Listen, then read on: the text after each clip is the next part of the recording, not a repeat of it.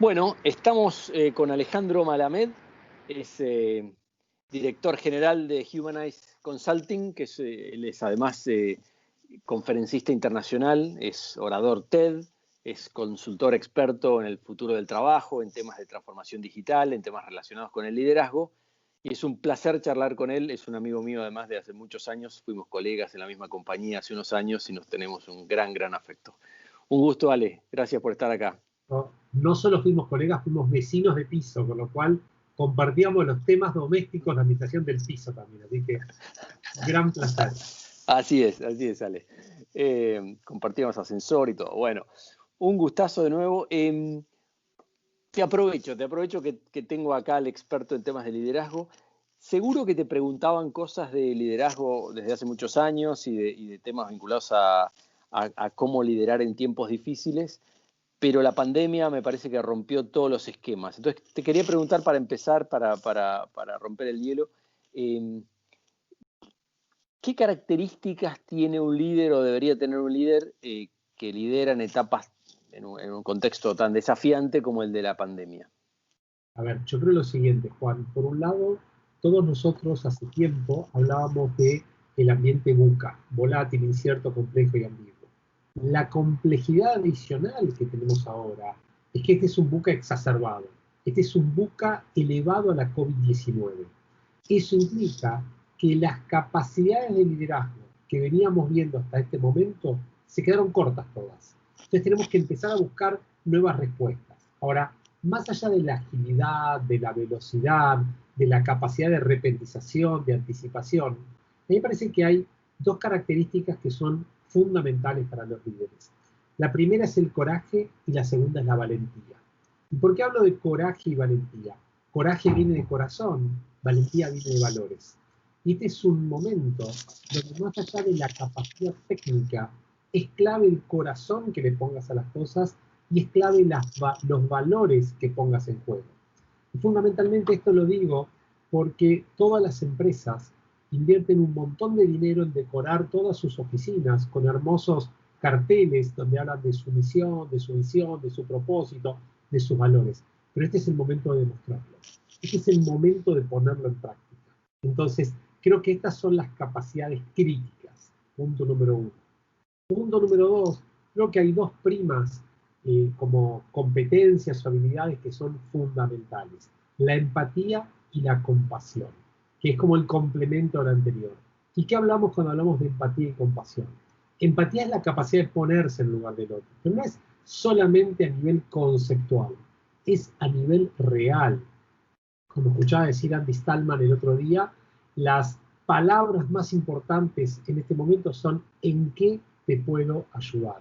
Y creo que esto solamente se puede hacer a través de la empatía, que es estando no en los anteojos del otro, sino poniéndose en los ojos del otro, es decir, viviendo lo que vive la otra persona.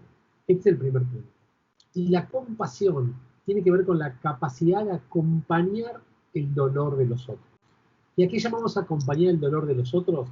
La emoción que se ha visto que recorre al interior de cada una de las personas en todo el mundo es el duelo.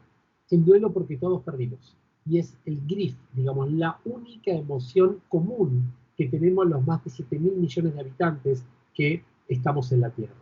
Ahora, ante el dolor, ante el doliente, lo que hay que hacer no es darle una medicina para que se le vaya el dolor.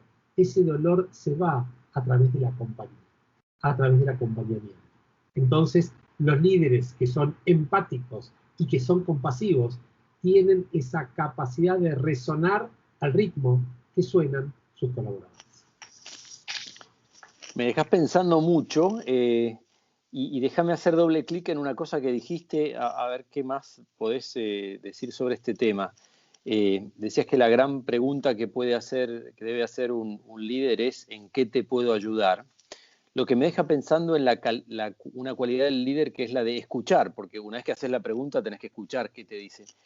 Sobre eso, sobre la cualidad o la capacidad de escucha de un líder, ¿qué podés elaborar o cómo podemos profundizar ahí? A ver, es muy interesante porque hoy en día preguntarle a alguien cómo estás o en qué te puedo ayudar es un riesgo, porque todo el mundo te puede manifestar cosas que no te lo esperás o te puede solicitar cosas que no te lo esperás. Lo que está corroborado es que todos nosotros transitamos cada día, por una montaña rusa emocional. Entonces, la capacidad de escucha es justamente la actitud de ponerme al servicio del otro, pero no solamente con una escucha pasiva, sino la escucha activa que tenemos que tener es esa capacidad de tener la atención plena en la otra persona. Entonces, parte de la magia que hoy tenemos que descubrir es que estamos acostumbrados que la escucha activa se hace a través del lenguaje corporal, se hace a través de la presencia, y hoy tenemos que hacerlo remoto y virtual esto. Entonces implica una doble capacidad de tener un foco exclusivo en la otra persona, sin generar presunciones antes de que la otra persona hable y poniéndome a total servicio del otro. Y yo creo que ahí vuelve a surgir, y está buenísimo que lo traiga Juan, el tema de la escucha, porque el liderazgo del servicio, que de alguna manera fue como reconfigurado a través de lo que se llama el liderazgo del Papa Francisco, ¿no? Porque el liderazgo del Papa Francisco tiene que ver con esa capacidad que se llama técnicamente, es huele como tu rebaño, dice el Papa Francisco. Es decir, cuando uno dice huele como tu rebaño, es vos tenés que sentir lo que le pasa al otro, el liderazgo de las fronteras, es decir, salite del lugar donde estás vos, e implica un cambio de paradigmas tradicionales. Yo creo que algo que hizo esta pandemia es democratizar muchísimo todos los vínculos, porque en este momento nos damos cuenta que a cualquiera, independientemente de su nivel jerárquico, independientemente de su nivel socioeconómico, le puede agarrar la pandemia. Entonces, ante esta situación, la necesidad de ser cada vez más digamos, activamente, digamos, como escuchadores, y tal vez una propuesta, y Juan, que yo creo que podría ser algo disruptivo y toda la comunidad de los directivos de comunicaciones creo que podrían empezar a trabajar en esto. Muchas veces se trabaja, y nosotros lo discutimos varias veces, en temas de programas de oratoria, ¿no?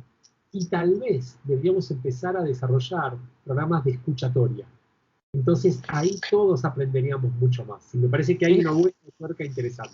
Exactamente eso te iba a preguntar. Pienso que el que te escucha se queda con la idea de qué importante es ser capaz de tener esta escucha activa, pero muchos pueden decir, ¿y eso cómo se hace? Y quizá la respuesta es que se entrena, digamos, así como uno se entrena para hablar mejor en público, se entrena para escuchar mejor, ¿no? Sí, lo que pasa es que es como menos laboroso, ¿no? Es como que es mucho más fashion o mucho más atractivo, tiene mucho más appeal el hablar bien en público, el impactar. Pero hoy en día, los principales estudios de las principales universidades dicen que es mucho más importante escuchar que decir. Porque escuchando estamos diciendo también, y escuchando, a ver, ahí hay otro concepto que tiene que ver con el nuevo liderazgo, y esto lo decían el otro día en una conferencia que había miles de personas de Singularity University, decían algo muy interesante. Nosotros pasamos del líder con todas las respuestas al líder con las mejores preguntas. Entonces el líder con las mejores preguntas solamente puede ser aquel que tiene la capacidad de escuchar, empatizar y poder conectar con el otro.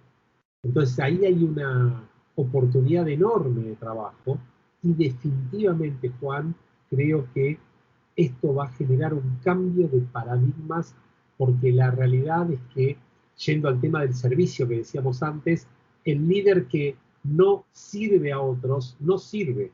Entonces creo que tenemos que entender qué implica estar al servicio, y hoy en día estar al servicio es, te escucho y estoy dispuesto a que me digas lo que te pasa, arriesgándome a eso.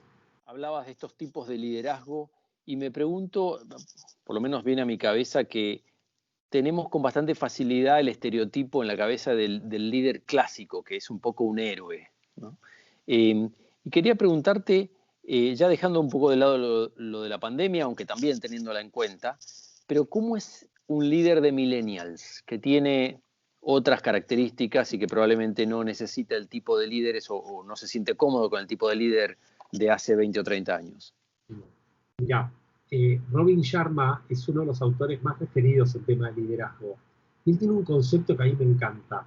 Él habla del líder sin cargo. Yo creo que estamos yendo a un modelo de organizaciones, donde antes el liderazgo tenía que ver por la cantidad de gente que conducías. Hoy en día tiene que ver con la capacidad de conocimientos que tenés y la capacidad de inspiración que tenés hacia otros. Con lo cual, Robin Sharma lo que te dice es, todos podemos liderar en tanto en cuanto querramos liderar y tengamos algo sobre lo cual los demás tengan que seguirnos o puedan inspirarse a partir de lo que decimos nosotros. Yo creo que el nuevo liderazgo tiene que ver fundamentalmente con valores, el nuevo liderazgo tiene que ver con una cuestión de mucha más horizontalidad, el nuevo liderazgo tiene que ver con una cuestión de realmente tener la capacidad de visualizar, imaginar, soñar. Yo creo que va por ese lado y me parece que nosotros siempre estábamos acostumbrados a que el liderazgo tenía que ver con cuestiones racionales y esto tiene que ver más con cuestiones emocionales, ¿no? E inclusive algo interesante que hoy se está descubriendo es que hasta hace muy poquito se hablaba de la inteligencia emocional como una inteligencia clave. Hoy en día a esta inteligencia moral hay una evolución que es la agilidad emocional. ¿Qué significa? La inteligencia emocional, vos podés ser muy inteligente emocionalmente, y hay muchos líderes que son muy inteligentes emocionalmente, pero no tienen valores, o tienen valores equivocados, o digamos que están muy cerrados. Esa inteligencia emocional no te sirve, y al contrario es nociva para las organizaciones. Lo que se requiere es esta agilidad emocional, que incorpora la inteligencia, pero además le pone valores. Y me parece que cuando vos tenés esa emocionalidad y valores, lográs una fórmula muy potente.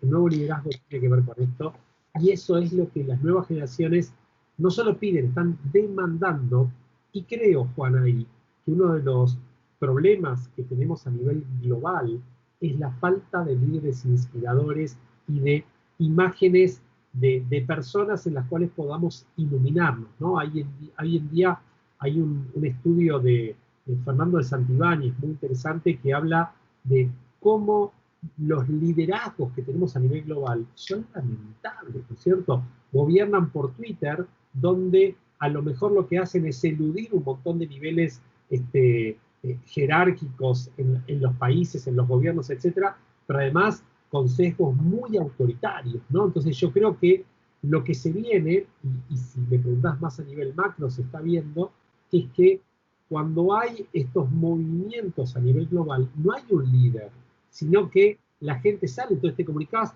por WhatsApp y 5 minutos antes, y todo el mundo, entonces es como que se democratiza mucho y lidera el que tiene la capacidad de liderar en ese momento. Ahora, no es que sos líder, no te compraste el título de líder, sino que vas transitando ese liderazgo y, te diría técnicamente, para entenderlo en el concepto de agilidad organizacional, pasamos de triángulos, de pirámides, a círculos. En un círculo va rotando quien tiene liderazgo en función de lo que en ese momento tengo para ofrecer a todos ellos. Y hablabas de líderes que inspiran porque tienen valores, y que ahora hay líderes, o puede haber líderes que no tienen los valores o tienen los valores equivocados. ¿Cuáles, según la literatura y tu propia experiencia, son esos valores que están más demandados? Sí, yo creo que por un lado la integridad en el sentido más amplio de la palabra, ¿no? Hoy en día los jóvenes que son talentosos eligen dónde trabajar. Y me parece que el tema de la integridad en el más amplio sentido está más presente que nunca. Punto número uno. Punto número dos, el otro tema tiene que ver con la innovación en el sentido más amplio. El tercero es la diversidad y la inclusión. Y esto implica un cambio de paradigma total y absoluto. No solamente ser diverso, sino incluir al que es distinto. Creo que también el otro valor que está como muy presente es la capacidad de adaptarte, ser ágil y cambiar con propósito, es decir, cambiar por algo, ¿no? Entonces, ahí aparece otro concepto que me parece que es importantísimo, porque dentro de todo esto hay algo que todos están pidiendo y en la pandemia ahora se vio potenciado, que es el cuidado. ¿Qué significa el cuidado? Los hijos quieren que los cuiden los padres, pero los padres a su vez tienen que cuidar a los adultos mayores. La sociedad pide que los médicos los cuiden. Los médicos piden que el Estado los cuide. Todo el mundo pide que el otro te cuide. Y me parece que es un valor de época también el cuidado. Nosotros cuidamos nuestro cuerpo, cuidamos nuestra familia, cuidamos nuestra sociedad y nos damos cuenta que todos somos muy vulnerables, rápidamente. Entonces ahí entran a jugar toda una serie de valores. Muy interesante. Contame, no te estoy sacando de tema, sino girando un poquito hacia otro tema sobre el que hablas mucho y tenés cosas escritas interesantes, que es el futuro del trabajo y transformación digital, etcétera. Ahora la pandemia pareciera que acelera algunos procesos en los que estábamos. Por lo pronto, el trabajo a distancia y estos nuevos formatos que están dando vueltas. ¿Qué reflexión te merece el tema? Yo lo que creo es que estamos ante el mayor laboratorio universal de la historia, donde todas las presunciones que teníamos se pudieron poner, digamos, en blanco y negro y darnos cuenta que aquello que soñábamos para dentro de un tiempo se podía hacer realidad rápidamente. Por un ejemplo simple, hasta el mes de marzo, hasta mediados, hasta la mitad de marzo, se estaba discutiendo si las actividades de plataformas eran legales o no eran legales, ¿no? Todo lo que es la economía de las plataformas, los deliveries, etc. Desde el 20 de marzo se hicieron actividades esenciales, digamos esto. Por otro lado, hasta el 19 de marzo, solo algunas empresas tenían como un beneficio el trabajo a distancia, el home office, o como se quiera llamar, el trabajo remoto, o el flex time, o el flex office, o el flex work, como se quiera llamar. Después del 20 de marzo fue obligatorio, ¿y qué beneficio? Arreglatelas. Entonces, yo creo que lo que sucedió no se hizo rápido, sino que se hizo apresurado. Cuando algo se hace apresurado, trae las consecuencias que trae. No se verificó la infraestructura, no se verificó la cultura, no se verificó el liderazgo, no se verificó los procesos que tenían que tener. Entonces, esto produjo toda una aceleración, pero te diría que cuando vos haces algo apresurado, te podés chocar contra la pared. Bueno, lo que tuvimos fue la posibilidad de ir al futuro y traerlo al presente, y darnos cuenta qué nos gusta, qué no nos gusta. El tema es que ahora nos damos cuenta que el futuro del trabajo ya no tiene que ver con lo que decíamos hace unos 2 años. El futuro del trabajo tiene que ver con cuestiones vinculadas con la inteligencia artificial, con la realidad aumentada, con otro tipo de conceptos que van mucho más allá. Pero para mi punto de vista, hay algo que lo aprendí de un profesor del MIT y es tal vez lo más impactante y trascendente. Él lo que dijo es, las próximas innovaciones no van a ser tecnológicas, sino van a provenir de la manera como interactuamos entre todos nosotros. Y me parece que nosotros no sabemos lo que no sabemos respecto a lo que va a ser el futuro de la interacción. Tal vez esta misma entrevista dentro de, no sé, 1 o 2 años, vos estés por realidad virtual y realidad aumentada acá y yo te pueda ver, te pueda sentir, nos podemos abrazar sin contagiarnos de nada y sin necesidad de barbijo. No sé, hay cosas que no sabemos.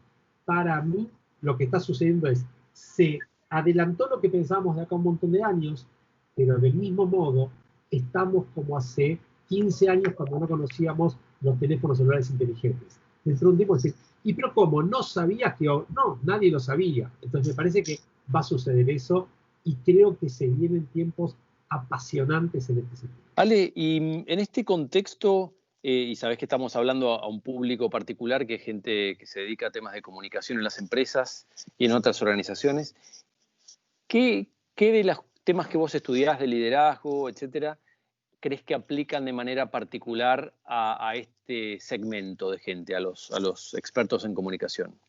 A ver, yo creo que hay un tema que no es menor y creo que tenemos que empezar a entender qué significa responsabilidad social empresaria en términos post-COVID-19. Y acá me parece que hay una reflexión que es muy, muy importante. Para todos nosotros, responsabilidad social empresaria o sustentabilidad, como se llamaba últimamente, tenía ciertos significados. esto ha cambiado aceleradamente. Y yo creo que hay, primero, una responsabilidad primaria de todas las organizaciones por trabajar en la empleabilidad.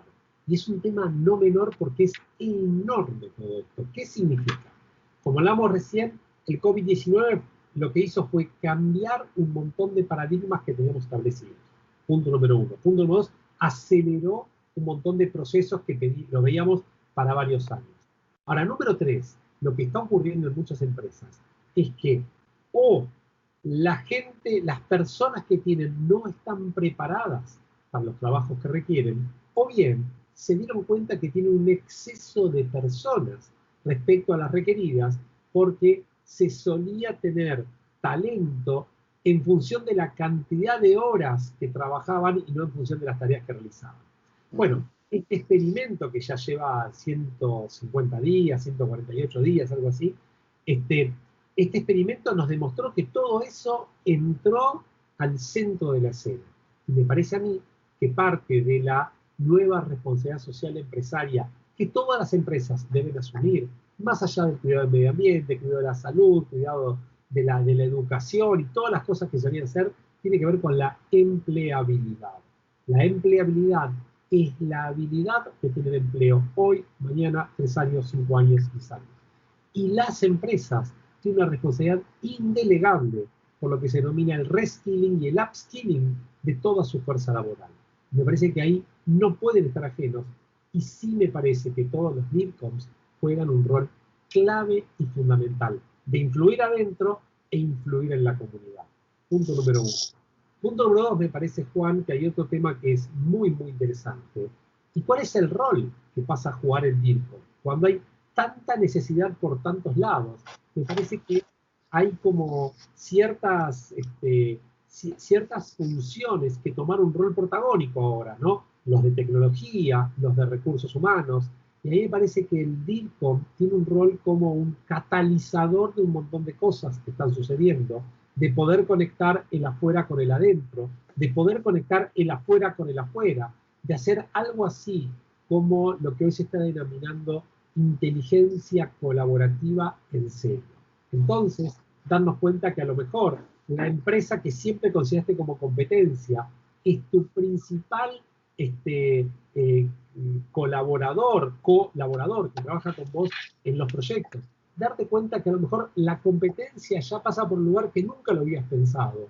Y pensar, me parece sí, ahí los DIRCOMs tienen un rol clave, en el tipo de alianzas estratégicas que las organizaciones tienen que hacer. Viene un tiempo donde la agilidad es la palabra clave. Y la agilidad tiene que ver con agilidad emocional, agilidad de aprendizaje, agilidad de estructuras, agilidad de movimiento, agilidad que tiene que ver con la tecnología. Bueno, en todo esto, el DIRCOM es como una especie de surcidor, ¿no? Digamos, aquel que va hilvanando todos los linking dots, ¿no? Como conectando todos los puntos para lograr hacer algo que sea maravilloso. Me parece que ahí hay una oportunidad, es como un llamado que le están, en la puerta le están golpeando diciendo, vamos, te necesitamos, es el momento de salir, brillar. Y les diría lo siguiente, nos preparamos durante muchos años para poder brillar. Este es el momento de hacerlo. Este es el momento que va a generar un antes y un después. Y si no lo hacemos ahora, después puede ser tarde. Uh-huh. Y te llevo a la última pregunta en donde te pido a ver cómo podemos integrar experiencias de estos últimos semanas o meses con aprendizajes, como cuáles pueden ser los outcomes que imaginás después de todo lo que se está aprendiendo. Ya sé que estamos todavía en mitad del proceso y vamos a seguir aprendiendo, pero sacando la foto de hoy, ¿qué dirías? A ver, yo tengo varias fotos. La primera es, hay una norma que dice, cuando aumenta la presión, disminuye la tolerancia. ¿Qué estoy viendo yo? En el mundo está incrementando la presión y cada vez está disminuyendo la tolerancia. Cualquier hecho, por más pequeño que sea, puede ser el detonante de algo increíble. Veamos lo que pasó con un exceso policial en Estados Unidos que generó todo por todo el mundo. Me parece que ahí parte del trabajo de los DIRCOM es mantener esa frialdad de la distancia óptima para ver los hechos, recomendar qué hacer, cuándo ir proactivo, cuándo ir reactivo. Punto número 1. El segundo aprendizaje que tomo es que nadie estaba preparado. Nadie.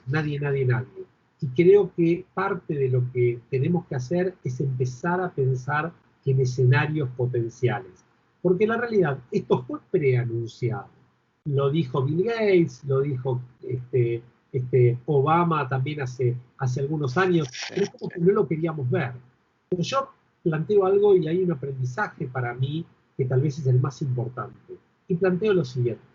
Si en lugar de ser un virus que tiene que ver con la salud humana, esto hubiera sido un virus tecnológico, todos nosotros hubiéramos estado sometidos a un virus que de un día para otro hace que no funcionen más Internet, ni las computadoras, ni los teléfonos celulares. ¿Qué hubiera sido peor? Y me parece que entonces ahí llegamos al principal aprendizaje de esto, y es que cada uno de nosotros se dio cuenta qué es lo realmente importante. Y las empresas también se están dando cuenta cuál es el verdadero por, qué es lo que necesitan para poder seguir funcionando o no. Y acá, entonces, uniendo todos estos puntos, hay como diferentes niveles de reacciones de las compañías. Y tenemos de las compañías que quedaron paralizadas y están tendiendo a desaparecer, y hay un montón que se vieron así, hasta compañías que pudieron cambiar su logo en 48 horas. Entonces, creo que lo que tenemos que entender es que agilidad es un concepto que no es teórico y que no es hacer ágil, no es hacer digital, sino es ser ágil, ser digital. Entonces, el principal aprendizaje es que muchos, y trabajo con un montón de compañías en toda Latinoamérica, de las más importantes, muchos durante un montón de años se la pasaron diciendo que eran digitales y se dieron cuenta que lo único que tenían era tener muchos dispositivos muy caros, pero que lo que no habían cambiado es la mentalidad. El ser digital implica tener una actitud. El ser digital tiene que ver con una forma de ser, de pensar, de actuar, pero no solamente respecto a la tecnología, sino respecto a cada interacción. La velocidad de respuesta, la capacidad de anticipación, la capacidad de estar presente, la capacidad de empatizar, todo lo que decíamos del servicio. Bueno, todo esto es parte de un combo que por suerte vino para quedarse. Y hay una reflexión final que quisiera transmitir, es que por suerte gran parte de las cosas que estamos proponiendo dependen de cada uno de nosotros.